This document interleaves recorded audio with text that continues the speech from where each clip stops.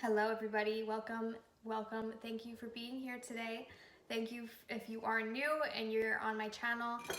Welcome. Thank you for joining us. I am a clairvoyant. I am clairsentient, clairaudient. I don't use cards. I know a lot of people always comment thinking I'm using cards. I don't use cards. I do this intuitively. All I really need is a photo. Honestly, at this point, I could read people off of just their names. But it's not as accurate. I always ask you, if you are working with me, to provide a few photos. The more photos, the clearer the photos, the more accurate my reading is going to be. And what am I missing? Yeah, but if you guys would like a reading of your own, I have everything in the description. I am working on starting. I've taken on I think one client so far for an intuitive counseling session. I do want to start doing intuitive counseling. How that would work is you would purchase a general reading or relationship reading from me, whatever the case may be, whatever you really want to work on. And then from there, I would put on a sliding scale because I don't want to make this too expensive. Yeah, I'm not really trying to make this that expensive or like over $100. But I do want to put on a sliding scale intuitive counseling where we talk about this and I channel messages to give to you what your guides are saying. Yeah, but this would be more of a talk and yeah, we would talk about it rather than with all my readings, I usually just make a video and I enlist it and I just send it to you. And you guys seem to like that method, so I'm not going to change it. But yeah, this is an idea. I have one client so far. I feel like I should only take on 5 clients right now. I'm hearing the number 5. So I guess I'm going to stop taking clients once I've reached 5 clients. But like I said, this would be kind of like, this could be like a weekly thing or a monthly thing where we talk, like check up. Let me know what you guys think. Comment below. Yeah, just let me know. So anyway, today I wanted to get into the psychology behind men that are kind of inferior, kind of not really in their power, kind of cold-blooded animals. And we're talking Nick Jonas, we're talking Scott Disick, we're talking Caitlyn Jenner. Jenner clan are we talking about? I can't think of anybody off the top of my head. But we're talking about people that have gotten mixed up with wicked women and have like, it's just traumatized their career. It's just done really bad things, drove them. Oh, we're also talking about Rob Kardashian. Drove them insane and kind of ruined them. So I want to get to the root of this, and you know, there's some things I really can't expose to you guys about the Kardashians. I've told you guys this before, but I do want to talk about the inferior man and why they are so susceptible to women that are just, you know, these power women that are very manipulative, and these women that mask behind the word feminist. I never liked that word. I always felt like the word feminist was such a manipulated word for not only women, you know, women that have these like extreme toxic masculine traits that just hide these extreme toxic traits behind the word feminist, but also the men that expect women to go to work 9 to 5 and take care of their children, who feel like, well, we should all work, and if you're a woman and you're not working, then there's something wrong with you. So we're going to talk about, we're not going to get into the whole feminist fiasco because I don't really think that's going to change. I think this is just another way society manipulates us women. We're not going to get into that. So we see these power women like Kris Jenner, Kourtney, is her last name Jenner anymore? Kris Kardashian? I don't know. Kourtney Kardashian. Who else? Who was I saying? Blac Chyna. What do they all embody besides this whole narcissistic attitude. They are all narcissists. I do believe that I saw Kris Jenner's MMPI, and she was kind of on the borderline antisocial personality disorder. So she's a little bit higher up on the narcissistic scale. She's the crazy one out of her and the whole Kardashian clique. With Blac Chyna, I am seeing she's kind of a black soul. She's very dark. There's a lot of dark energy in her. I don't see her changing. She's just kind of a void. Not really that much emotion there. Just and a lot of anger that I feel like has been carried on from her mother. There's definitely a toxic feminine in her family that she really takes after. And I feel like whoever this is, they fight a lot. Because they're so alike. So, we were also talking about Nick Jonas. Guys, he's like so corny. I met him once. I don't know if I told you guys this. I met him once. He's like a cornball. Like, he really thinks that he's this A-list celebrity. And I met him years ago, like maybe 4 years ago. Yeah, 4 years ago I met him. Wow, that went by so fast. He's like, I used to work at a restaurant. He comes in like, yeah, you know, we're just here, like, trying to act like he wasn't Nick Jonas. I mean, at that point, and at this point, he's kind of a B-list celebrity. He's just like really corny and kind of weird, and I don't know. Everybody used to think he was a hot Jonas, but he's just been canceled for so long.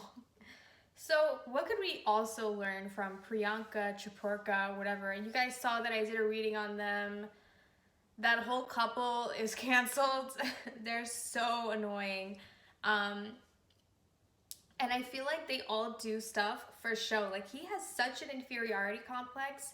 And like I said, the feminine in him is so, like, hid. He doesn't want to bring it out. I feel like I said there is some sexuality issues in that. Within him, I feel like, yeah, he definitely has this inferiority complex within him.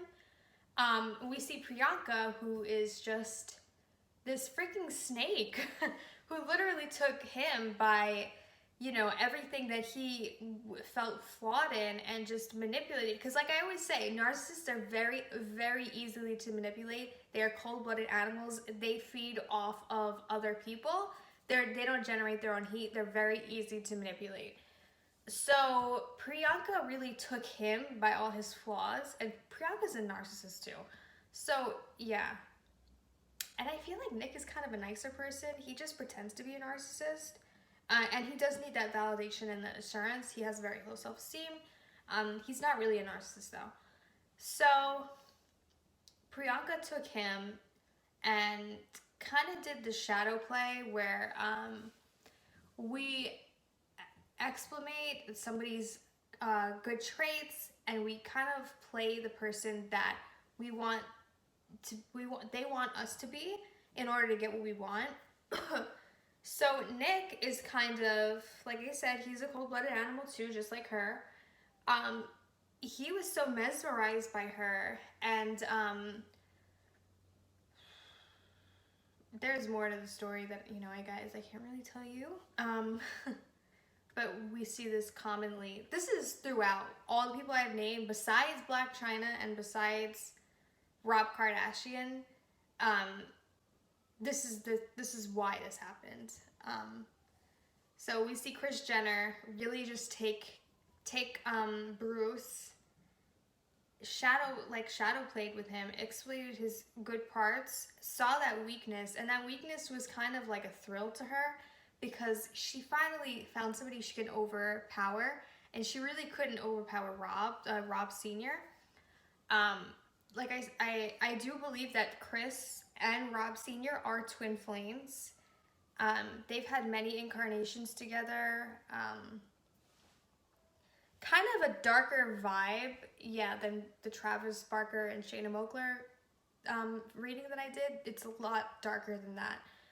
I can't really go into detail about it, but yeah, we just see these inferior men and how they're just so easily manipulated by women that also are narcissists, but really can play onto their low self-esteem. You guys know I don't really talk much about the Kardashians or whatever. I don't know. They need to give it a rest at this point. What else was I gonna say?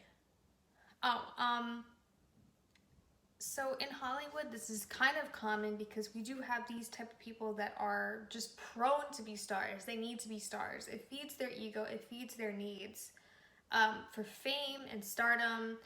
And without their fans, without their clout or whatever, they would be nothing. And yeah, and any publicity to these people is good publicity, especially to Kris Jenner. We see like that sex tape, she definitely put that out. And I know that she is we see her with men that are younger than her. Same with Kourtney. When we talk about Scott was just so manipulated, and I feel like Scott's a good guy. People always complain about Scott. I don't really see I don't see anything bad in him. I feel like he's kind of an old soul too. I do see that Kourtney and Scott have had many incarnations together. This goes back to Atlantis. I'm definitely seeing he had a lot of power there. Very sad. Interesting though, but very, very sad. I do feel like he's really happy. He's in a good place with his new girlfriend, Sofia Richie. She's a doll. She's a little boring, kind of surface level, but she's really helping him, and you know, I think that's really great. They're good together. A lot of people would think that that's toxic or whatever. I feel like their relationship is a little unorthodox, but I feel like it kind of works. They balance each other out. I feel like he does drain her at some points, but you know, long term, they do work out. They go together well. And she's kind of like, she doesn't really have much of a personality. But going on with these women that just manipulate these men, they all target these low self-esteem, flaws on their back. Angelina Jolie, Brad Pitt, girl. Like, these women are known to be so wicked in Hollywood. Like, everybody, you know, we know that they're just like this. So there's a reason I never really talk about them, and I really can't say much about it. But just know that women like this can really only be shut down and warded off by having somebody be very in their power, confident, not easy to manipulate. But if men go about being inferior and being on some type of narcissistic level, they will attract women like these feminists. People would call these people feminists. I feel like they embody the word. It's such a disgusting word that I hate that word. But yeah, same with us, same with women. If we go about showing somebody our flaws, putting on a facade, narcissists are like empaths. They can read into us. They can read into our souls. They see what we're lacking. They see our flaws, and they will put their venom into that and really try and hook us into these things. It goes the same with inferior men, and I hate to say inferior women, because most of the time for women, this comes from a place of a heart space where men will find this as a weakness. Women will find this as a weakness as well. Yeah, so it's not really a gender thing. It's just people see something vulnerable, especially narcissists will see something vulnerable. They will read into it. They are intuitive like that.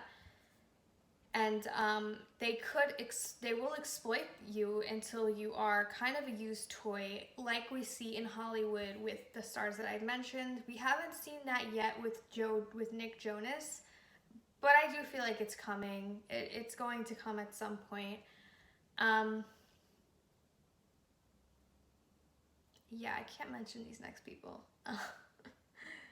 So let me know what you think of this video. I know this just kind of scrambled all over the place, but I did want to give you kind of a peek into what an inferior man and an inferior woman not an inferior woman, but a woman that does come from a vulnerable place, how narcissists will attack and how they could read into these things and how they could trauma bond you to certain tactics. And we talk about shadow play and everything like that. So there are tactics that literally just narcissists just embody into them. And yeah, so I wanted to give you guys some info on this. Let me know what you guys think. I'm sorry if this was all scrambled up. And please comment below, like below. It really does help the algorithm. All right, guys. Thanks. Bye.